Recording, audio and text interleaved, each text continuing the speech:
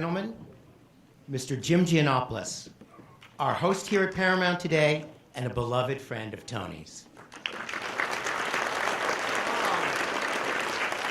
Well, welcome everyone. On behalf of Tony's family and all his friends here gathered today, it's my privilege to welcome you to the celebration of his life. It's a really big turnout, and people have come literally from all over the world to be here. But I think we all know that as many of us as we are here, we're just a fraction of the many people throughout the world that Tony touched throughout his life and who'll miss him and who wish they could be part of this as well. I felt a big disadvantage in jotting down some thoughts because for so many years, whenever I wrote a speech or did a presentation, I'd send it off to Tony. Tony, need jokes. And he'd punch it up. He always did, but I'll do my best. I think it's appropriate to call this a celebration, however sad the need for it, because I think that's what Tony would have wanted. I think we all know that. I can hear him saying, you know, if you cry at my funeral, I'll never speak to you again. Actually, Tony didn't say it. Stan Laurel did, but I can hear Tony saying that. I've loved Tony Lynn for 37 years, and I still do. 1982, I joined a joint venture between Columbia Pictures and RCA Records to distribute these new things called video cassettes around the world, and I was kind of the number 2 guy at the joint venture, and Tony was the number 2 guy at Columbia Pictures Theatrical International. So, you know, we worked very closely together. From the moment we met, the attraction for me was instant, as I'm sure it was for so many of you and so many others. I was drawn to his wit, to his charisma, to that infectious smile, that mischievous look in his eyes, and I knew we would be friends forever. Now, I'm not telling you guys anything you don't know, but none of those things could mask a fierce intelligence and talent, not to mention the ability to talk anyone into anything at any time. And Tony used that charisma and intelligence to enjoy a stellar career, and he'll be missed for his capabilities in business as much as he will by all of us. My first real business encounter with Tony came early on. I remember it vividly. It was in the context of a massive fuck-up. It's a true story. The venture was setting up these offices. We were running around the world setting up these offices and hiring people to distribute the video cassettes. And one of the biggest markets we're ready to launch was in Japan. And on the eve of launching, and all the plans are in place, and the warehouse is full of videos, and all the rest, we discovered a massive screw-up by the lawyers. They had overlooked a trademark issue. And a big Japanese conglomerate had a trademark with the name Columbia that covered all these new video devices. So lawyers flurried around, launch is on hold, everybody's upset. Shit, what to do now? Well, the conclusion was this was a job for Tony Lynn, and he was on a plane to Japan that afternoon. A couple days later, Tony's back. Problem solved. When I asked him how he did it, he told me the following story. He said Columbia Pictures in those days was owned by Coca-Cola. He says, well, I thought, you know, I'll go see the guy who's in charge of Coca-Cola in Japan. You know, there'd be a senior Japanese executive, and he'd be helpful, and I could figure that out. So he said, I went to Coca-Cola, went up to the top floor of this big building and massive offices, and I'm in the anteroom, and I'm expecting this elegant Japanese executive to come out.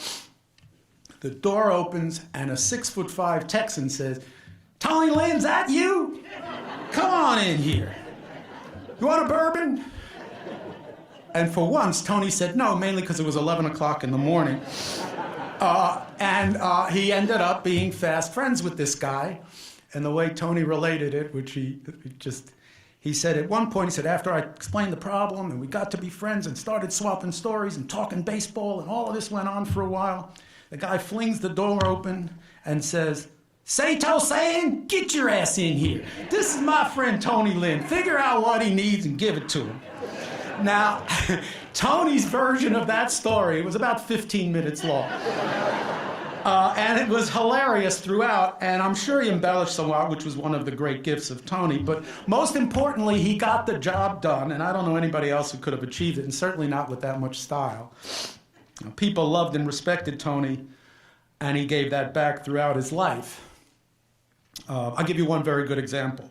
Tony and I, like many of us, use The Godfather as, and appropriate here, as a source of a moral code, like the Bible or the Talmud or the Quran, ways of dealing with different situations and reflecting and using quotes and references to deal with situations. And Tony was an expert and incredibly well-versed in The Godfather. Now, many of you may know there was a scene in The Godfather, Godfather 2, between Hyman Roth and Michael Corleone. Michael and Hyman is scolding Michael for a hit on one of Hyman's friends, on Roth's friends. And he says, this was a great man. He had an idea to build a city out of a desert stopover for GIs on the way to the coast. That man was Mo Green. And the city he invented was Las Vegas, and there isn't a plaque or a signpost for him in that town. Well, Tony, in contemplating this injustice, recognized that it was untenable. And so after consuming whatever we were doing in those days, he recruited me and some other friends, and he had a plaque made, and off we were to Las Vegas. And the plaque said, "To Mo Green, with respect and gratitude from the citizens of the city of Las Vegas."